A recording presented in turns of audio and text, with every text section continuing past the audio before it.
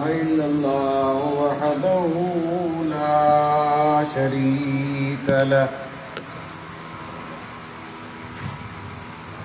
ونشهد أن سيدنا ومولانا محمدا عبده ورسوله أما بعد أعوذ بالله من الشيطان الرجيم بسم الله الرحمن الرحيم محمد رسول الله والذين معه أشداء على الكفار رحماء بينهم تراهم ركعا سجدا يبتغون فضلا من الله ورضوانا سيماهم في وجوههم من أثر السجود ذلك مثلهم في التوراة ومثلهم في الإنجيل آمنت بالله صدق الله مولانا العظيم وصدق رسوله النبي الكريم ونحن على ما قال من الشاهدين والشاكرين والحمد لله رب العالمين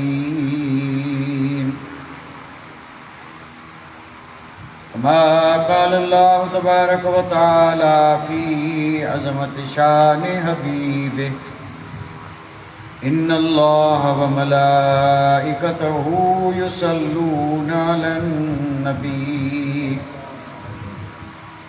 يا أيها الذين آمنوا صلوا عليه وسلموا تسليما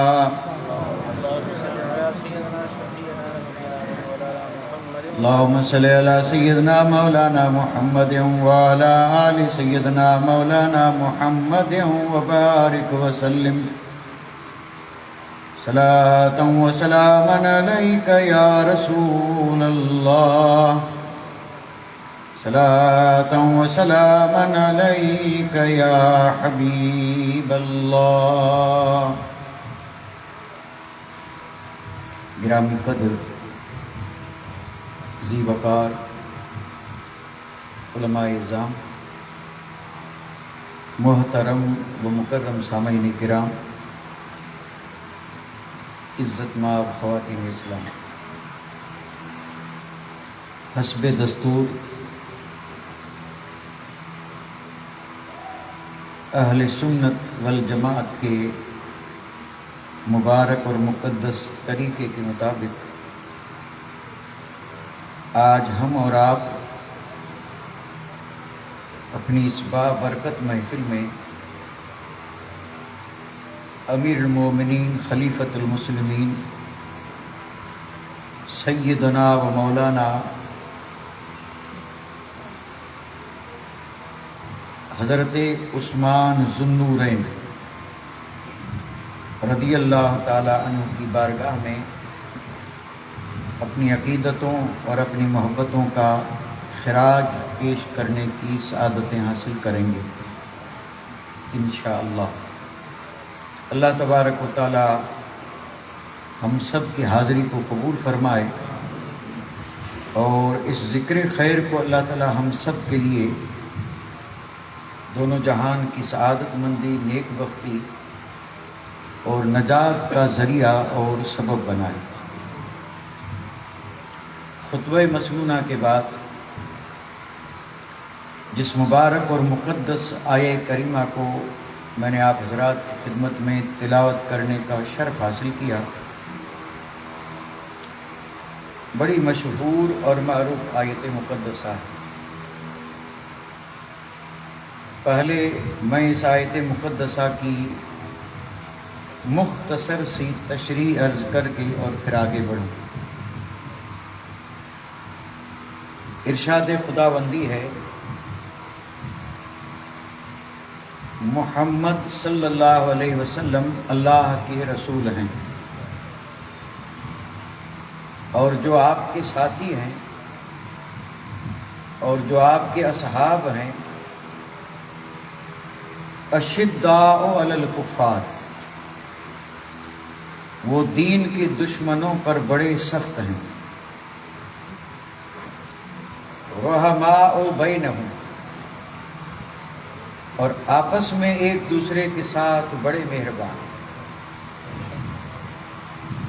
تراہم رکعا سجدا، دیکھنے والے تو دیکھے گا انہیں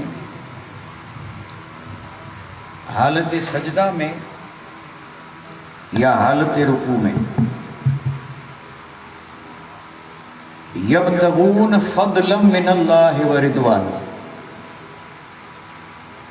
اور وہ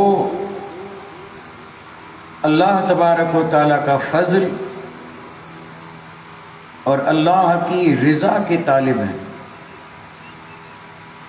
اور وہ اللہ کی رضا اور اس کا فضل طلب اور تلاش کرتے ہیں، اور ان کی مبارک اور مقدس چہروں میں سجدوں کی روشنی ہے، سیماہم فی وجوہہم من اثر السجود، یعنی ان کی نشانی، ان کی علامت، ان کے چہروں کا نور ہے جو سجدوں کی وجہ سے، اور یہ ان کی نشانی تورات میں بھی ہے اور انجیل میں بھی ہے، ذالک مثلہم فی التوراۃ والانجیل، یعنی ان صحابہ کی یہ نشانی جو یہاں قرآن نے بیان کی، یہ تورات میں بھی ہے اور انجیل میں بھی ہے۔ اس آیت مقدسہ کی مفسرین کرام نے دو تفسیریں کی، تفسیریں تو بے شمار ہیں، لیکن دو تفسیریں میں آپ کی خدمت میں اختصار سے عرض کرتا چلوں۔ اس میں سے پہلی تفسیر یہ ہے کہ یہ جو یہاں پر صحابہ کا ذکر کیا گیا اور ذکر رب نے فرمایا،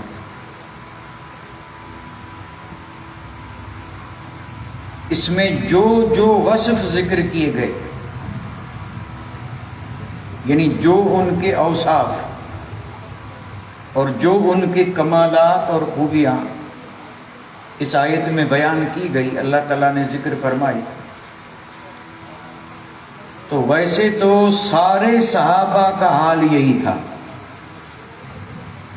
یعنی سب کی شان یہی تھی جو اس آیت میں ذکر ہوئی۔ اب اس آیت میں جو چیزیں ذکر ہوئی اس میں پہلی چیز ہے والذین معہ، یعنی جو حضور کے ساتھ، اور حضور کے ساتھ سے مراد ہے جو حضور کا صحابی ہے، جسے حضور کا ساتھ ملا، چاہے تھوڑے سے وقت کے لیے یا زیادہ وقت کے لیے، تو گویا کہ سارے صحابہ کو یہ شرف حاصل تھا کہ انہیں حضور کی صحبت ملی، ساتھ ملا، معیت ملی، یہ شان سارے صحابہ کی بھی ہے۔ اور دوسرا وصف جو ذکر ہوا اشداء علی الکفار، تو سارے صحابہ کا حال یہی تھا، یعنی ان کی کسی سے ذاتی کوئی دشمنی نہیں تھی، ان کی دشمنی صرف ان سے تھی جو دین کا دشمن، تو وہ صحابہ سب کے سب دین کے دشمنوں پہ بڑے سخت، رحماء بینہم، اور آپس میں ایک دوسرے کے ساتھ بڑے مہربان، اور سارے صحابہ کا حال یہی تھا۔ آپ کسی بھی صحابی کی مقدس زندگی پڑھیں تو اس صحابی کی پاک ذات میں یہ وصف ضرور نظر آئے گا. تراہم رکعن سجدہ، تو ظاہر بات ہے صحابہ اور نماز تو نماز کے دیوانے تھے.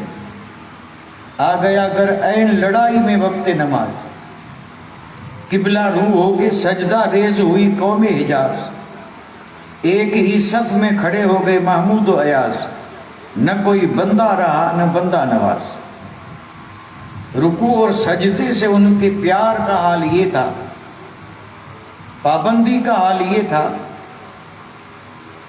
کہ اگر عین لڑائی کے وقت بھی نماز کا وقت آیا تو انہوں نے جنگ چھوڑ دی اور سجدے میں سرت کیا. یہ وصف بھی سارے صحابہ میں تھا، رکوع اور سجدے کا. اور یہ سارے صحابہ جو تھے نا، ان کا مقصد دنیاوی کسی چیز کا مقصد نہیں تھا. ہر صحابی کا جو بھی عمل وہ کرتے تھے اس کے پیچھے مقصد یہ تھا کہ اللہ راضی ہو، یعنی اللہ تعالیٰ کی رضا ملے، اور رضا کے ساتھ ساتھ اللہ تعالیٰ کا فضل بھی ملے. یعنی وہ کسی بھی چیز کے متلاشی نہیں تھے، صرف دو چیزوں کے، ایک اللہ کا فضل اور ایک اللہ کی رضا، یعنی رب راضی ہو.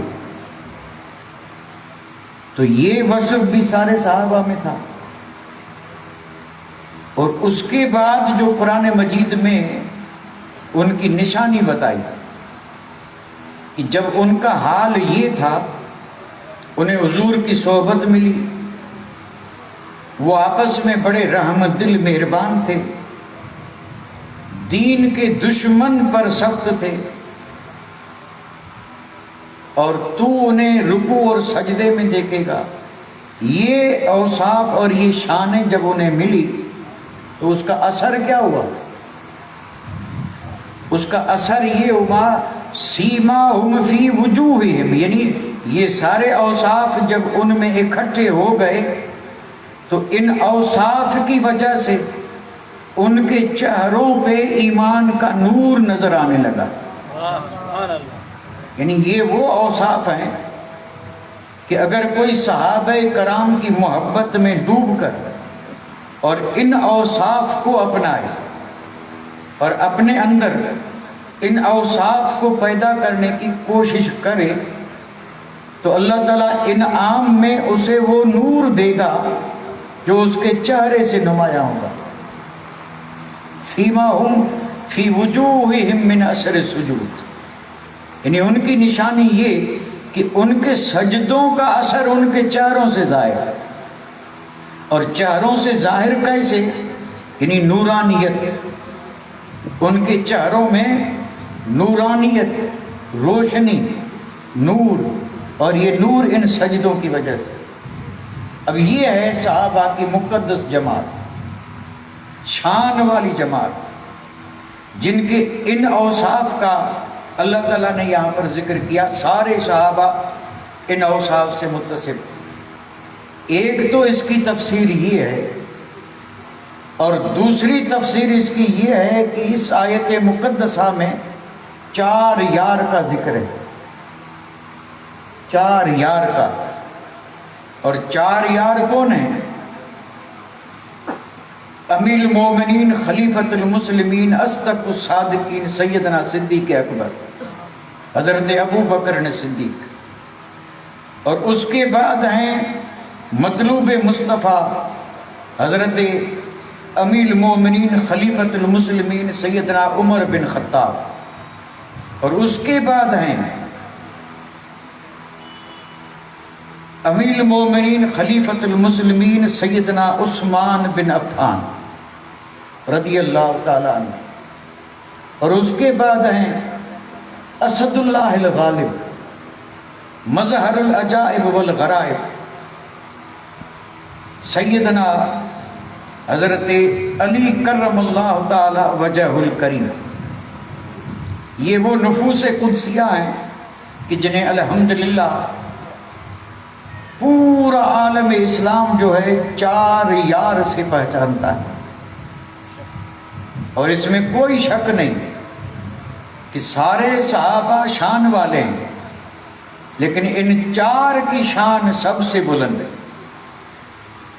کیونکہ انہیں یہ شرف ملا کہ حضور کے وصال کے بعد اور بظاہر حضور کے پردہ فرمانے کے بعد یہ حضور کے خلیفہ بنے،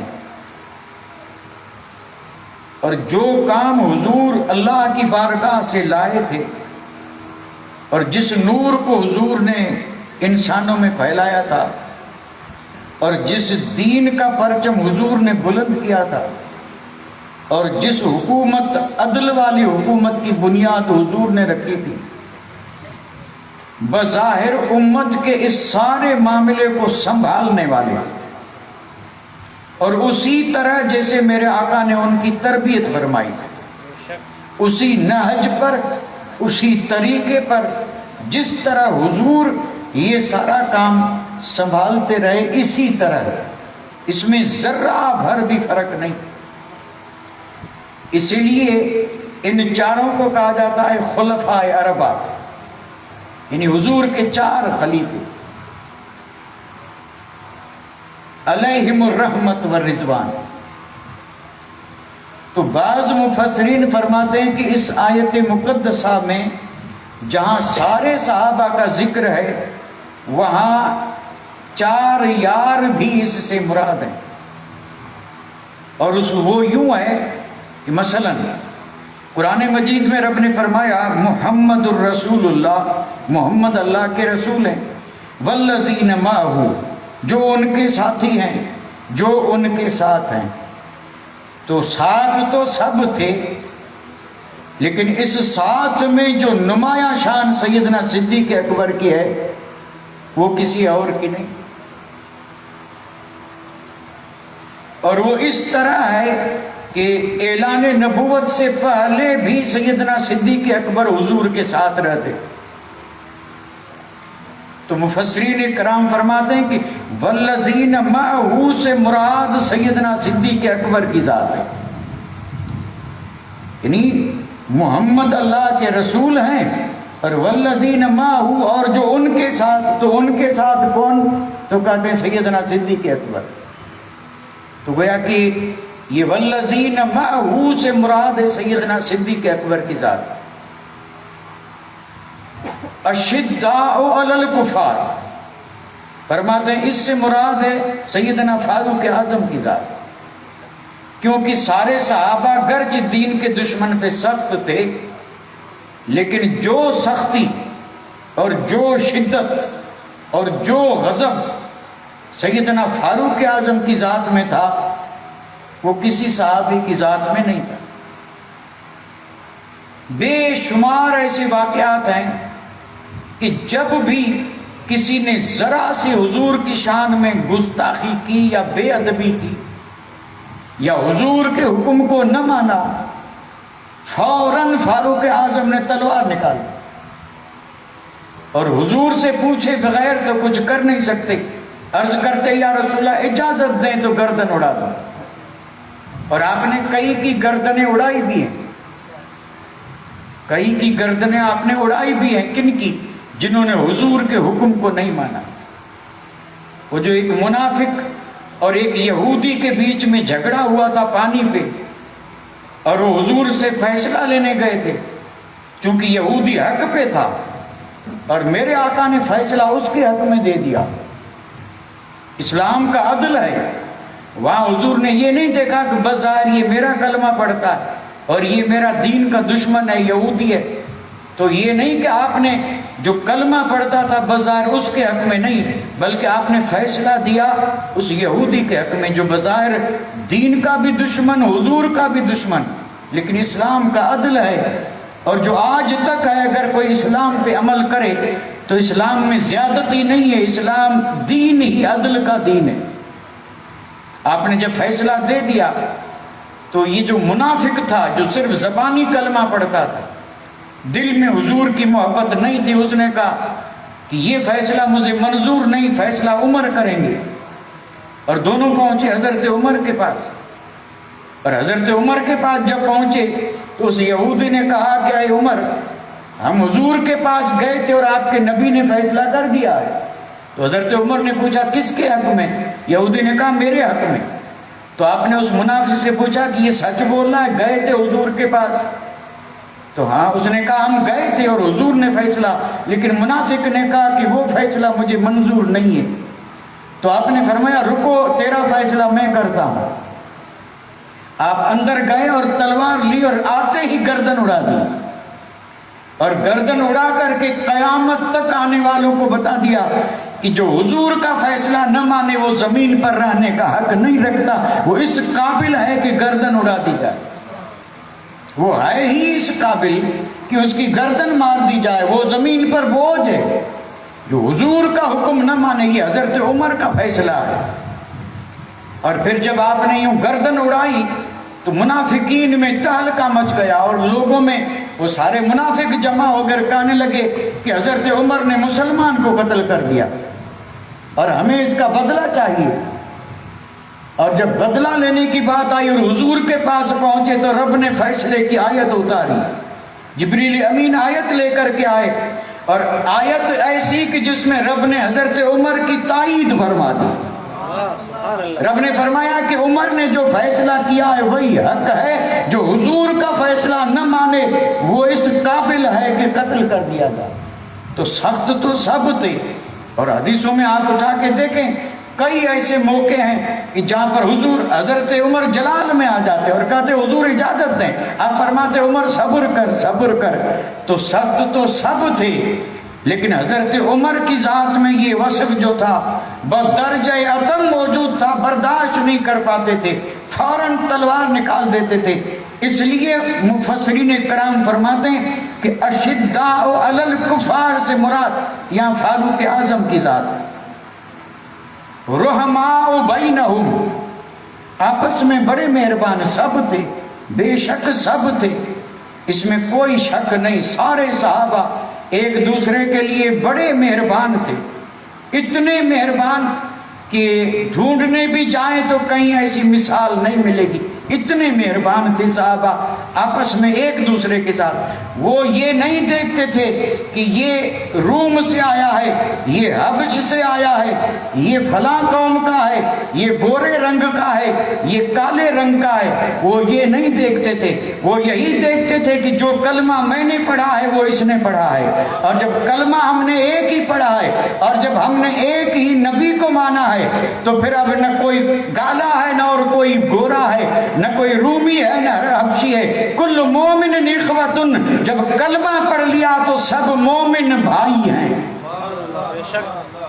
تو سارے صحابہ جو تھے ان کا آپس میں جو تعلق تھا وہ بھائیوں سے بھی بڑھ کر کے مضبوط تھا، اور اتنے آپس میں مہربان تھے، اتنے مہربان تھے کہ تکلیف کسی کو ہوتی اور پریشان صحابہ ہو جاتے، کیونکہ بھائی کا اس محبت کا یہ اثر ضروری ہے کہ ایک بھائی کو تکلیف ہو تو دوسرے کو بھی تکلیف ہو، اور اگر بھائی تڑپتا رہے اور قریب میں بھائی خوشیاں مناتا رہے اور پھر بھی کہے میں بھائی ہوں تو یہ صرف دعویٰ ہے اور اس کے پاس اس کی دلیل نہیں ہے۔ بھائی وہ ہے جو دوسرے کے درد میں شریک ہو، اور کہیں بھی کسی مومن کو تکلیف ہو تو اس تکلیف کو اپنی تکلیف سمجھے، وہ یہ سمجھے کہ یہ تکلیف مجھے پہنچی۔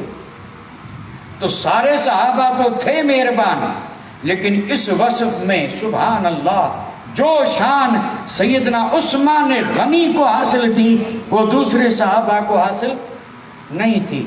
یعنی حضرت عثمان غنی کی طبیعت میں کئی خوبیاں تھیں، ان خوبیوں میں سے ایک خوبی یہ تھی کہ حضرت عثمان غنی مصطفیٰ کے غلاموں پہ بڑے مہربان، اتنے مہربان تھے کہ حضور کا کلمہ پڑھنے والا تکلیف میں ہو تو حضرت عثمان چین سے نہیں بیٹھتے۔ اس پر ابھی میں آگے تو بیان کروں گا ہی، لیکن ضمناً ایک بات عرض کر دوں۔ سیدنا ابو بکر صدیق کا دور ہے، یعنی امیر المومنین خلیفۃ المسلمین حضرت سیدنا صدیق اکبر ہے، آپ کی خلافت کا دور ہے، حضور کے بعد آپ ہی خلیفہ بنے اور آپ خلیفہ بلا فضل ہیں. اور حضور نے اپنی زندگی میں یعنی کئی احادیث میں یہ بتا دیا تھا کہ میرے بعد میری اس مسند پر ابو بکر بیٹھے گا. اور اس کا یعنی سب سے مضبوط ثبوت یہ ہے کہ حضور آخری جو بیماری تھی جس میں آپ نے وصال فرمایا اور مصلے پہ بھی نہیں آنے سکتے تھے، اس موقع پہ آپ نے حضرت عمر بھی ہیں، عثمان غنی بھی ہیں، عشر مبشرہ بڑے بڑے صحابہ اور اصحاب بدر بھی ہیں اور بیعت الرضوان والے بھی ہیں، لیکن اس موقع پہ حضور نے جماعت تیار ہے، بلال آ کے کہتے ہیں یا رسول اللہ جماعت کا وقت ہوا، صحابہ سب انتظار میں ہیں، تو آپ نے فرمایا مرو ابا بکر فلیصلی بالناس، فرمایا کہ میں تو آ نہیں سکتا ہوں، ابو بکر سے کہو کہ وہ میرے مصلے پہ کھڑے ہو کے نماز پڑھائے. خود حضور نے اپنے مصلے پہ سیدنا صدیق اکبر کو کھڑا کیا. اور بخاری اٹھائیں، ترمذی اٹھائیں، جب حضور نے فرمایا مرو ابا بکر، حضرت ابو بکر سے کہو نماز پڑھائیں، تو ام المومنین سیدہ عائشہ صدیقہ رضی اللہ تعالی عنہا جو سیدنا صدیق اکبر کی صاحبزادی اور محبوب خدا ہیں، عرض کرنے لگی یا رسول اللہ میرے والد آپ کے سچے صادق اور عاشق ہیں، اور جب مصلے کو خالی دیکھیں گے تو ابو بکر میں ہمت نہیں کہ آپ کی جگہ کھڑے رہ کر کے نماز پڑھائیں، میں جانتی ہوں کہ وہ کتنے نرم دل ہیں، اور جب دیکھیں گے کہ اللہ اکبر یہ کیا ہوا، وہ مصلی جس پہ نبیوں کے امام کھڑے رہتے تھے اور ہم ان کی اقتداء میں نماز پڑھتے تھے، اور آج وہ مصلی خالی، حضور نہیں آئے اور میں اس مصلی پہ کھڑا ہو جاؤں. عرض کرنے لگی میرے باپ میں ہمت نہیں، کسی اور کو حضرت عمر سے کہہ دیں کہ وہ نماز پڑھائیں. میرے آقا نے فرمایا عائشہ نہیں ضد مت کر، اور یہ بڑی طویل بات ہے، اس کو میں زیادہ تفصیل میں لے جانا نہیں چاہتا. آپ نے مثال بھی دی تھی، آپ نے فرمایا وہ حضرت یوسف والی عورتوں کی طرح ضد مت کر، میرا حکم ہے ابو بکر سے کہو نماز پڑھائے. اور ایک حدیث میں یہ ہے کہ حضرت عمر کھڑے بھی تھے، آپ نے فرمایا نہیں نہیں نہیں عمر نہیں، اللہ رسول اور مومن اس بات پہ راضی نہیں ہوں گے، ابو بکر سے کہو کہ وہ میری جگہ پہ نماز پڑھائیں. اور پھر کئی نمازیں سیدنا صدیق اکبر کی اقتداء میں حضور کی پاک حیات میں یعنی صحابہ کرام نے ادا فرمائی، خود حضور کی پاک حیات میں سیدنا صدیق اکبر کی اقتداء میں صحابہ نے نمازیں پڑھائی ہیں. تو میں عرض کیا کر رہا تھا کہ دور ہے سیدنا صدیق اکبر کا، اور یہ ضمناً بات آئی تھی تو میں عرض کیے دیتا ہوں کہ سیدنا عثمان غنی کتنے مہربان تھے میرے آقا کے غلاموں پہ، قحط سالی، اور اس حد تک اناج کی کمی ہوئی کہ مدینہ منورہ میں کسی گھر میں ایک دانہ بھی اناج کا نہیں، اور دور دور تک اناج ملنے کی کوئی امید بھی نہیں، امکان بھی نہیں، شکیتا بھی نہیں. بڑا زبردست امتحان کا اور زبردست پریشانی کا موقع، قحط سالی ہے، اناج کہیں دور تک نہیں اور مدینہ پاک میں بھی نہیں. اور اتفاق دیکھیے اسی موقع پہ حضرت سیدنا عثمان غنی کے تقریباً 1000 اونٹ اناج سے لدے ہوئے مدینہ کی منڈی میں آئے. اور جب اونٹ پہنچے تو ظاہر بات ہے جو اناج کا کاروبار کرتے تھے وہ بھی پہنچے، تاجر، اناج بیچنے والے تاجر بھی پہنچے، اور حضرت عثمان غنی سے گویا کہ ایک دوسرے سے بڑھ چڑھ کر کے بولی لگا رہے ہیں. کوئی کہتا ہے کہ میں دگنا، کوئی کہتا ہے تگنا، یعنی اتنا نفع لو اور اناج مجھے دے دو. ایک نے کہا 1.25، ایک نے کہا 1.5، ایک نے کہا دگنا، ایک نے کہا 6 گنا، یعنی اس سے اتنا نفع لو اور اناج دے دو. جو بھی آگے کہتا نا اتنا نفع لو اور اناج ہمیں دو، تو عثمان غنی مسکرا کے کہتے مجھے اس سے زیادہ نفع مل رہا ہے. تو میں تمہیں کیسے دوں؟ مجھے اس سے زیادہ نفع مل رہا ہے۔ وہ آنے والے حیرت میں ہیں کہ یہاں تو اناج کا کاروبار کرنے والے ہم ہیں، اس سے زیادہ نفع اب کون دے گا، اب کون دے گا؟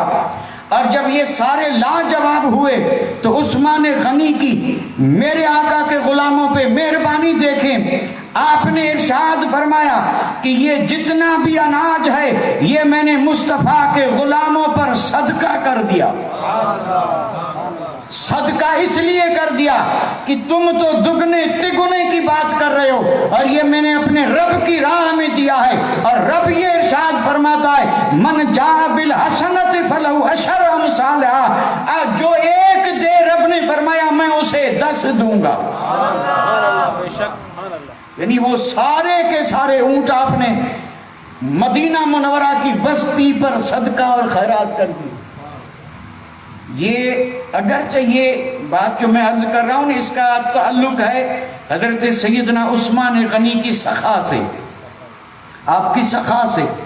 آپ کے کئی اوصاف ہیں ایسے جو صرف آپ کی ذات میں ہیں، کسی دوسرے صحابی کی ذات میں، اور یہ حال کئی اور صحابہ کا بھی ہے۔ یعنی حضور نے ایسا نوازا کہ کچھ وہ شانیں تھی جو ایک کو دی تو دوسرے کو نہیں۔ اب یہ حضور جانتے تھے کہ کون کس شان کے قابل ہے، کون کس مقام کے قابل ہے۔ جو جس قابل تھا اسی میں اسے سورج اور چاند بنا دیا، آفتاب بنا دیا، ماہتاب بنا دیا۔ اس لیے اگر ہم یہ کہیں کہ صحابہ اپنی جگہ پہ، ہر صحابی آفتاب بھی ہے اور ماہتاب بھی ہے، ہر صحابی خوبیوں کا جامع ہے، ہر صحابی شان والا ہے، ہر صحابی عادل ہے، ہر صحابی سے رسول بھی راضی اور ہر صحابی سے خدا بھی راضی۔ اور پھر کرم تو یہ ہے کہ جو صحابہ سے امت راضی ہو جائے اس امت سے خدا راضی، اور جو صحابہ سے ناراض ہے اس سے رسول بھی ناراض ہے اور خدا بھی ناراض ہے۔ یہ شرط ہے، شرط۔ جس طرح الحمدللہ آپ اور ہم اس چیز کو جانتے مانتے ہیں کہ اہل بیت اطہار کی محبت ضروری ہے، اس میں کوئی شک نہیں، وہ قرآن مجید کے حکم سے ثابت ہے، اسی طرح اصحاب کی محبت بھی ہر امتی پر لازم اور ضروری ہے۔ اور یہ میں اپنی طرف سے نہیں بلکہ احادیث کریمہ کا خلاصہ عرض کر رہا ہوں۔ صحابہ کی محبت کو حضور نے اپنی محبت کہا، اور صحابہ سے بغض کو حضور نے اپنے بغض سے تعبیر فرمایا۔ آپ نے فرمایا جس نے صحابہ سے محبت کی اس نے مجھ سے محبت کی، اور جس نے صحابہ سے بغض رکھا اس نے، حضور نے فرمایا، گویا مجھ سے بغض رکھا۔ اس لیے صرف اور صرف یہ سعادت مندی ملی ہے تو ایمان والے اہل سنت والجماعت کو ملی کہ جو الحمدللہ اہل بیت اطہار سے بھی محبت رکھتے ہیں اور اصحاب کرام سے بھی محبت رکھتے ہیں، اور اس کا مبین ثبوت یہ ہے کہ انہیں جب بھی موقع ملتا ہے تو وہ اصحاب کا بھی ذکر کرتے ہیں اور اہل بیت پاک کا بھی ذکر کرتے ہیں، اور یہ ذکر کر کے ہم ثبوت فراہم کرتے ہیں کہ ہم ہی ہیں جو یقیناً ایمان والے ہیں، اور یہ ایمان کی علامت ہے۔ اور یہ جو ادھر ادھر بھٹکے یا تو رافضی بنے یا خارجی بنے، اب یہاں میں اس پر کچھ بھی نہیں بولوں گا، لوگ جانتے بھی نہیں پہچانتے کہ رافضی کسے کہتے ہیں، خارجی کسے کہتے ہیں، اور یہ چیز جو ہے نا یہ فرقہ جات جو ہیں یہ ان میں آتے ہیں، اور صرف ایک ہی ہے حق پر، اور وہ الحمدللہ ہم ہیں اہل سنت والجماعت۔ اور یہ سند بھی ہمیں اہل بیت نے دی ہے، امام زین العابدین نے دی ہے۔ ہمیں حق پر ہونے، ایمان والا ہونے کی سند مصطفیٰ سے بھی ملی، صحابہ سے بھی ملی، اور اہل بیت اطہار سے بھی ملی، مولا علی سے ملی، اور 12 اماموں سے ملی۔ حق پر وہی ہے جس کے دل میں کشتی کی بھی محبت ہو اور ستاروں سے بھی محبت ہو. اہل سنت کا بیڑا ہے پار کہ اصحاب رسول نجم ہیں اور ناؤ ہے عطرت رسول اللہ. نعرے تکبیر، نعرے رسالت، عظمت مصطفیٰ. تو رحماء بینہم سے مراد سیدنا عثمان غنی. اور پھر تراہم رکعن سجدہ، مفسرین فرماتے ہیں یہ ہے مولا علی مشکل کشا کی ذات. واہ سبحان اللہ. آپ کا ہر کمال بہت بڑا ہے، لیکن جب آئی نماز کی بات آتی ہے تو مولا علی کی شان سب سے جدا نظر آتی. جدا اس لیے نظر آتی ہے کہ آپ بارہا سن چکے ہیں علماء کی زبانی. کسی نے مولا علی سے پوچھا تھا کہ یہ جو سجدہ کر رہے ہو، نماز پڑھ رہے ہو، کبھی رب کو دیکھا بھی ہے کہ ایسے نماز پڑھ رہے ہو؟ تو مولا علی نے جواب دیا تھا کہ علی سر سجدے سے اٹھاتا ہی نہیں جب تک رب کا جلوہ نہ دیکھے. سبحان اللہ. کیونکہ مولا علی کی نماز جو تھی نا، وہ آپ کو واقعہ تو یاد ہوگا، تیر والا تیر لگا تھا، کھینچتے ہیں تو تکلیف ہوتی ہے، اب نکالیں کیسے؟ تو کسی نے کہا نکالنے کی صورت ایک ہی ہے، اور وہ یہ ہے کہ جب علی نماز میں کھڑے ہوں تو علی کو اپنے جسم کی خبر ہی نہیں رہتی. یہ ہے نماز. اصل میں جو کہا گیا الصلاۃ معراج المومنین، نماز مومن کی معراج ہے. وہ معراج یوں ہے کہ بندہ جب نماز میں کھڑا ہو تو دو حال سے خالی نہ ہو. سألکنک تراہ فإن لم تکن تراہ فإنہ یراک. مومن نماز یوں پر گویا کہ تو اسے دیکھ رہا ہے.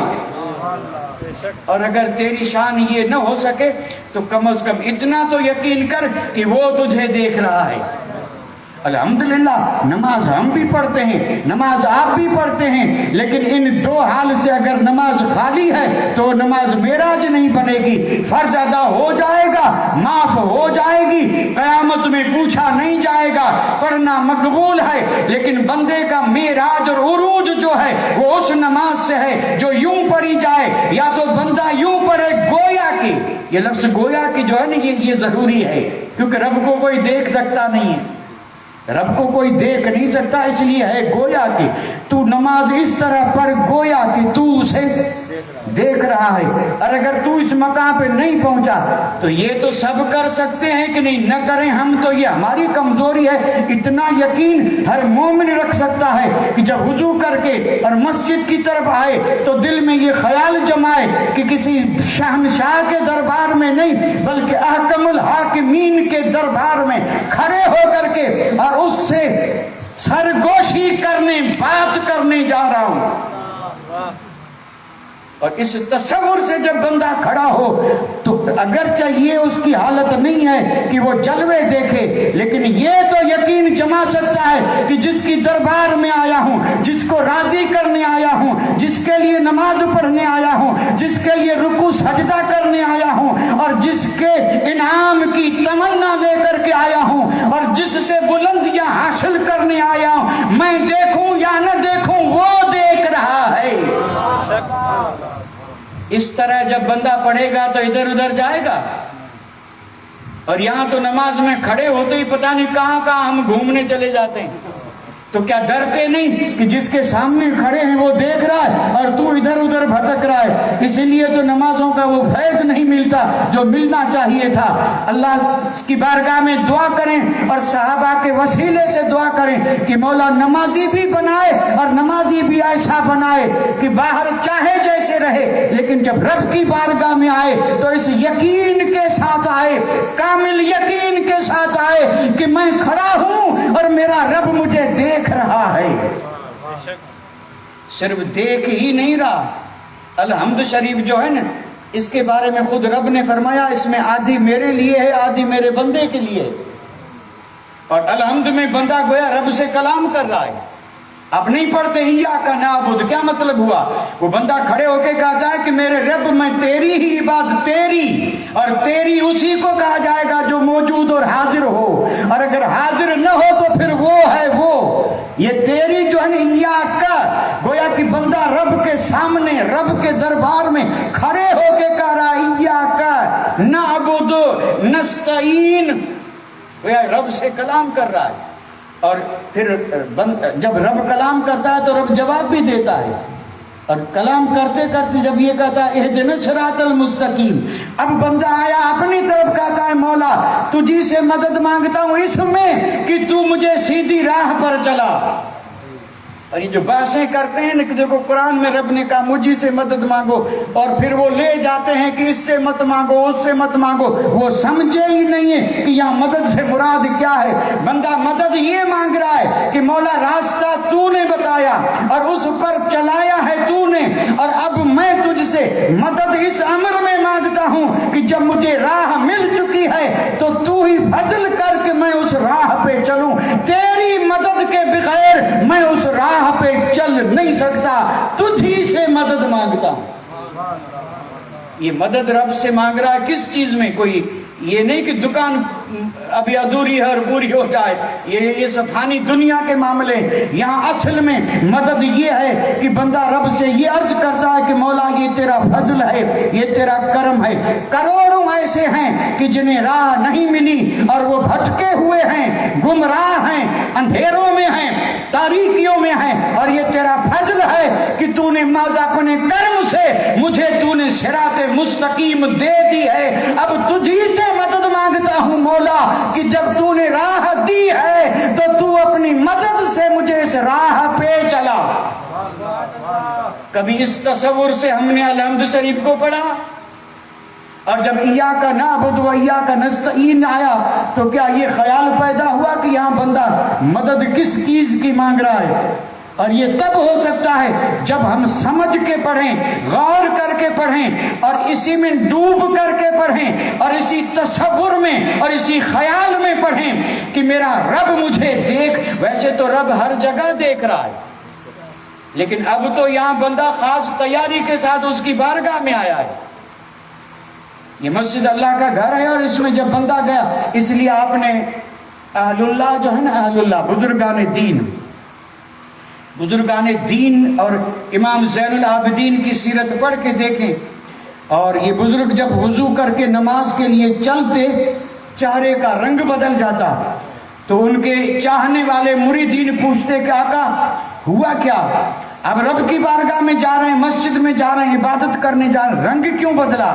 तो इरशाद फरमाते क्या तुम्हें खबर नहीं किसकी बारगाह में खड़े होने जा रहा हूं?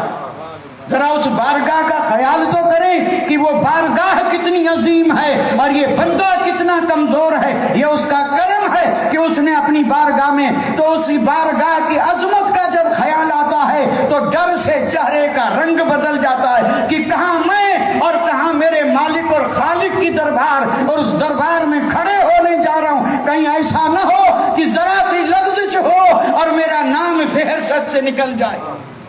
इस डर के साथ वो रब की बारगाह में खड़े होकर के, और जब मदद मांगते हैं तो मदद ऐसी मिलती है कि तलवारों के साए में भी सजदे करते, और सर कट, इधर किसी की तवज्जो ही नहीं, और उसके बाद अहले को भी सजा। अल्लाह के मुकद्दस पैगंबर और मकामी ज़बानें जानते नहीं होंगे, पढ़ते होंगे तो जानते भी होंगे, और यकीनन एक मोमिन को ऐसा होना चाहिए।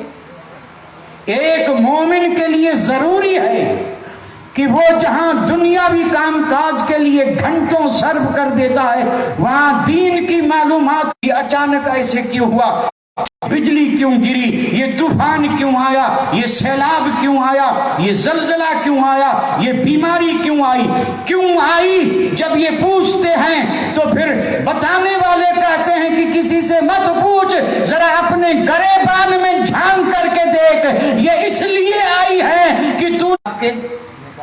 और मैं ये अर्ज कर रहा था ना, इसलिए कर रहा था कि आपने पढ़ा होगा पहले हुजूर ने अपनी एक साहबजादी हजरत सैयदा रुकैया रदियल्लाहु ताला अन्हा, जैसे सैयदा फातिमत ज़हरा रदियल्लाहु ताला अन्हा हुजूर की बेटी हैं, तो होने वाली है जो इस्लाम की तारीख में जबरदस्त जंग है, 1000 ہیں اور ادھر 313 ہیں، وہاں لشکر ہے، وہاں ساز و سامان ہتھیار اور وہ ہتھیاروں سے لیس ہیں، اور یہاں تلوار بھی نہیں، تیر بھی نہیں، میں پکڑ کے کھینچا اور وہ شاخ ہاتھ میں آ گئی، فرمایا وہ تلوار سے لڑیں گے، ہم اس شاخ سے لڑیں گے، اور پھر دنیا نے دیکھا کہ وہ شاخ صحابی کے ہاتھ میں تلوار بن گئی۔ اگر یقین ہو تو شاخیں تلوار بن جاتی تو بہت خراب ہے۔ ظاہر بات ہے باپ اور باپ کی بیٹی سے محبت، اب آپ اندازہ فرمائیں، ادھر بیٹی کا حال یہ، اور ادھر دین اور ادھر مسلمان۔ میرے آقا نے حضرت عثمان غنی سے کہا بدر میں مت چلو، تم میری شہزادی کے پہاڑ ہیں، اور وہ پہاڑ چمکتے ہوئے ریت کا پہاڑ ہے، اور اس پر جب بھی نظر ڈالو تو لگے کہ نور چھنک رہا ہے۔ آج بھی دن میں بھی ایسے لگے کہ ریت نہیں ہے بلکہ سونا ہے، اور کہتے ہیں فرشتے یہیں اترے تھے، فتح ہو گئی۔